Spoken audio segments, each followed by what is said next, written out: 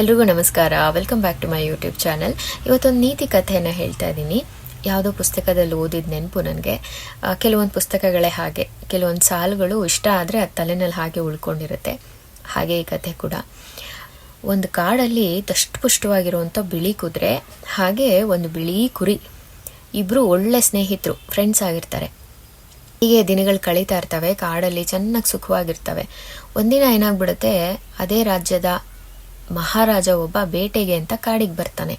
ಹೀಗೆ ಕಾಡು ಸುತ್ತುತ್ತಾ ಈ ಕುದುರೆ ಹೇಗೋ ಅವ್ನ ಕಣ್ಣಿಗೆ ಬಿದ್ದುಬಿಡುತ್ತಂತೆ.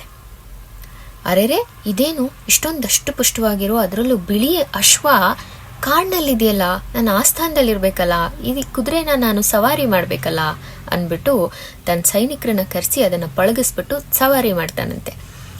ಕುದುರೆ ತುಂಬ ಇಷ್ಟ ಆಗ್ಬಿಟ್ಟು ತನ್ನ ಆಸ್ಥಾನಕ್ಕೆ ಹೊಡ್ಕೊಂಡು ಹೊರಟೋಗ್ತಾನೆ ಮಹಾರಾಜ.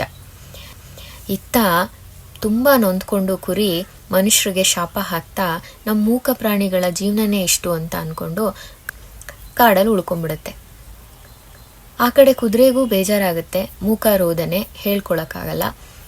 ಆದರೆ ಕುದುರೆನ ತನ್ನ ಆಸ್ಥಾನಕ್ಕೆ ತೊಗೊಂಡು ಹೋದ್ಮೇಲೆ ಈ ಮಹಾರಾಜನಿಗೆ ಅದೃಷ್ಟ ಒಲಿಯುತ್ತಂತೆ. ಹೇಗೆ ಅಂದರೆ, ಸುಮಾರು ವರ್ಷಗಳಿಂದ ಸಂತಾನ ಇಲ್ಲದೆ ಇರೋನಿಗೆ ಮಕ್ಕಳಾಗ್ತವೆ. ತುಂಬ ಯುದ್ಧಗಳನ್ನು ಗೆದ್ದು ವೈಭೋಗದಲ್ಲಿ ಮೆರೆಯೋಕೆ ಶುರು ಮಾಡಿಬಿಡ್ತಾನಂತೆ ರಾಜ. ಇದಕ್ಕೆಲ್ಲ ಕಾರಣ ಈ ಕುದುರೆನೇ ಅಂತ ಅಂದ್ಕೊಂಡು ಕುದುರೆಗೆ ಸಕಲ ಸೌಕರ್ಯವನ್ನು ಕೊಟ್ಟು ಚೆನ್ನಾಗಿ ನೋಡ್ಕೊಳ್ಬೇಕು ಅಂತ ಆದೇಶ ಮಾಡಿರ್ತಾನೆ. ಎಷ್ಟೇ ಚೆನ್ನಾಗಿ ನೋಡಿಕೊಂಡ್ರು ದಿನದಿಂದ ದಿನಕ್ಕೆ ಕುದುರೆ ಸೊರಗ್ತಾ ಬಂದು ಅದ್ರ ಆರೋಗ್ಯ ಹಾಳಾಗ್ಬಿಡುತ್ತಂತೆ. ಇದನ್ನ ಕಂಡು ಮಹಾರಾಜನಿಗೆ ತುಂಬ ಬೇಜಾರಾಗುತ್ತೆ. ಇಡೀ ರಾಜ್ಯಕ್ಕೆ ಈ ವಿಚಾರ ತಿಳಿಯುತ್ತೆ. ಹಾಗೆ ಹೇಗೋ ಕುರಿಗೆ, ಕಾಡಲ್ಲಿರೋ ಕುರಿಗೂ ವಿಚಾರ ತಿಳಿಯುತ್ತೆ. ಈ ವಿಚಾರ ತಿಳ್ಕೊಂಡ್ ಕೂಡಲೇ ಈ ಕುರಿ ಸುಮ್ನಿರ್ದೆ ಅರಮನೆಗೆ ಬರುತ್ತಂತೆ, ಕುದುರೆನ ಮಾತಾಡ್ಸ್ಕೊಂಡು ಹೋಗ್ಬೇಕು ಅಂತ. ಮೊದಲೇ ಕುರಿನ್ ನೋಡಿದ ತಕ್ಷಣ ತನ್ನ ಸಂತೋಷನ ಹೇಗೆ ವ್ಯಕ್ತಪಡಿಸ್ಬೇಕು ಅಂತ ಗೊತ್ತಾಗ್ದೇನೆ ಇಡೀ ಅರಮನೆ ತುಂಬ ಕುಣಿದಾಡ್ಬಿಡುತ್ತಂತೆ ಸಂತೋಷದಲ್ಲಿ. ಈ ಥರ ಖುಷಿಯಾಗಿ ಕುಣಿದಾಡ್ತಾ ಇರೋವಂಥ ಕುದುರೆನ ಕಂಡ ಮಹಾರಾಜನಿಗೂ ತುಂಬ ಸಂತೋಷ ಆಗ್ಬಿಟ್ಟು ಪಕ್ಕದಲ್ಲೇ ಇರೋ ಕುರಿನ ನೋಡ್ಬಿಟ್ಟು ಈ ಕುರಿನ ಕಡಿದು ಊರಿಗೆಲ್ಲ ಹಬ್ಬದೂಟ ಹಾಕಿ ಅಂತ ಆದೇಶ ಕೊಟ್ಬಿಡ್ತಾನೆ. ಕುರಿ ಬಲಿ ಆಗ್ಬಿಡತ್ತೆ. ಬಲಿಕ ಬಕ್ರ ಅಂತಾರಲ್ಲ, ಇದಕ್ಕೇನೆ.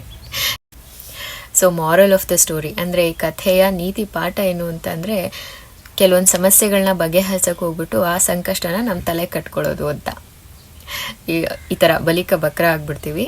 ಹುಷಾರಾಗಿ ಯೋಚನೆ ಮಾಡಿ ಮುಂದುವರಿಬೇಕು ಅನ್ನೋದು ಈ ಕಥೆಯ ನೀತಿ ಪಾಠ. ಎಲ್ಲಾರ ಸಮಸ್ಯೆನೂ ಎಲ್ಲರೂ ಬಗೆಹರಿಸೋಕ್ಕಾಗತ್ತಾ? ಇಲ್ಲ ಅಲ್ವಾ? ಹಾಗೇನೆ ಕೆಲವೊಂದ್ಸತಿ ನಮ್ಮ ಕೈಯಲ್ಲಿ ಆಗಿರುವಂಥ ಸಮಸ್ಯೆಗಳನ್ನ ನಾವು ಸಾಲ್ವ್ ಮಾಡೋದಕ್ಕೆ ಟ್ರೈ ಮಾಡೋಣ. ಇಲ್ಲ ಅಂತಂದರೆ ಅದು ಹೇಗಿರುತ್ತೋ ಅದನ್ನು ಹಾಕ್ಬಿಡೋದು ಉತ್ತಮ. ಅನ್ನೆಸೆಸರಿಯಾಗಿ ಸುಮ್ಮನೆ ಪ್ರಾಬ್ಲಮ್ಸ್ನ ಇನ್ವೈಟ್ ಮಾಡಿಕೊಂಡು ಯಾಕೆ ಅದ್ರ ಬಗ್ಗೆ ಯೋಚನೆ ಮಾಡಿ ಕಷ್ಟಪಡಬೇಕು ಅನ್ನೋದು ಈ ಪುಟಾಣಿ ಕತೆ ಹಿಂದೆ ಇರುವಂಥ ಒಂದು ನೀತಿ ಪಾಠ. ಸೊ ಈ ಕತೆ ಇಷ್ಟ ಆಯಿತು ಅಂತ ಅಂದ್ಕೊಳ್ತೀನಿ. ಸೊ ಇಷ್ಟ ಆದರೆ ಒಂದು ಲೈಕ್ ಕೊಡಿ. ನನ್ನ ಚಾನೆಲ್ ಸಬ್ಸ್ಕ್ರೈಬ್ ಮಾಡ್ಕೊಳ್ಳೋದ್ರ ಮೂಲಕ ನಂಗೆ ಸಪೋರ್ಟ್ ಮಾಡಿ ಅಂತ ಕೇಳ್ಕೊಳ್ತೀನಿ. Thank you so much.